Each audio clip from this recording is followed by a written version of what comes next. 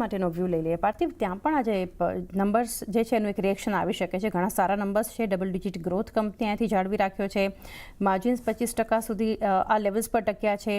ભાવમાં જે વધારો છે એનાથી માર્જિન્સને એક સપોર્ટ બનતો જોઈ રહ્યા છે. કંપનીનો નફો, આવક, બધા જ નંબર્સ, એબિટા સુધરતા જોઈ રહ્યા છે. કઈ રીતે નંબર્સ અને કંપનીને જોઈ રહ્યા છો Ayesha motors?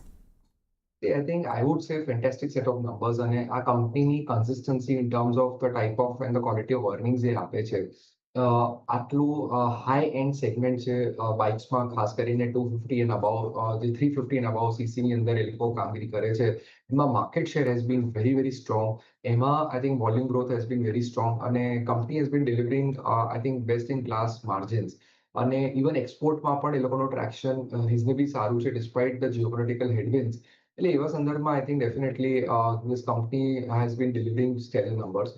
Even Eicher Volvo જે એ લોકોનું સીવી સેગમેન્ટનું જેવી છે ત્યાં પણ એ લોકો રિઝનેબલી સારું પરફોર્મન્સ કરી રહ્યા છે. સો ઓવરઓલ આઈ થિંક આઈશર મોટર્સમાં એવું કહી શકાય કે it is firing on all cylinders. Yes, stock થોડો પ્રાઇસી છે કારણ કે overall auto pack has done very well last year.